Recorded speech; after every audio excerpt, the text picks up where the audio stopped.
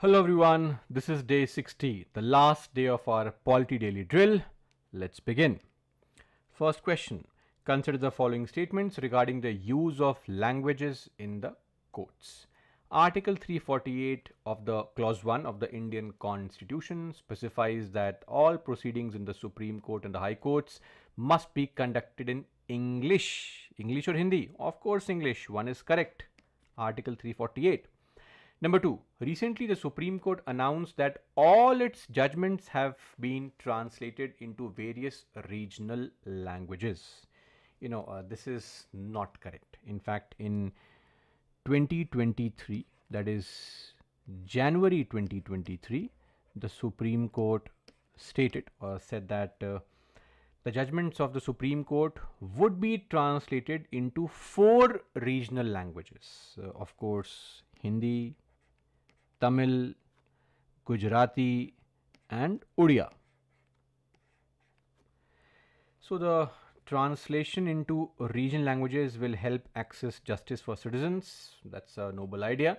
It's not for all yet. Of course, it's going to be a huge challenge. So it's just for 4 so far. So 2 is wrong, 1 is right. Which statement is correct? A, 1 only. Moving on to question number 2. Election silence in India refers to the period when all election results are kept confidential until the official announcement. Of course not. The time when voters are not allowed to discuss their voting preferences with others. Of course, this is not correct. The duration during which election campaigns can only be conducted through social media and not through public rallies or advertisements. Of course, this is also stupid. This means D has to be the right answer. Let's see.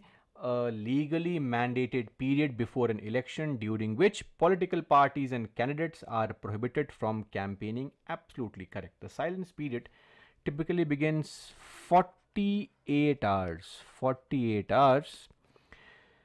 before the end of voting and aims to do what? Aims to provide a peaceful environment to make the decisions. The voters make the decisions without any influence, without undue influence or pressure. The purpose is to ensure free and fair elections. By what? By minimizing the potential for last minute manipulation, the swaying of voter opinions, etc. And in fact, if you look at RPA 1951 as well, you will find that there are plenty of sections which have the same concept, like section 126, section 126 capital A, and also 135C. So these sections of RP 51, they talk about this fact that all election related activities which are activities intended or likely to influence or affect the results of an election, like say holding public meetings, giving speeches, etc., they are prohibited during the silence period. So D is the right answer. Moving on to the third question. Consider the following statements regarding reservations in panchayats in India.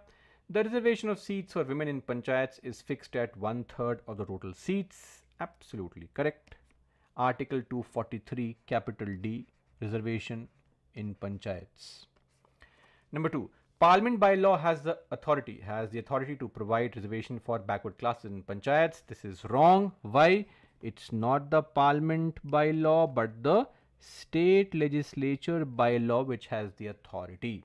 And number 3, so far no state has made a law to provide for reservation of women up to 50%. This is wrong. There are 21 such states which have made provisions where reservation of women will be up to 50%. That's one very big reason why you will find that of the total number of elected representatives, women constitute around 46%, right?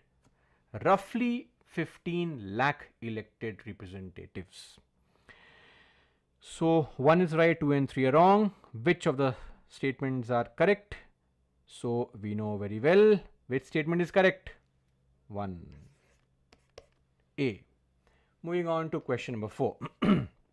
The Supreme Court or a High Court of India will not grant a writ of mandamus against the president or the governor of a state. That's true actually. You cannot issue a writ of mandamus commanding the president or governors or even commanding the legislatures with respect to passage of bills. That cannot be done.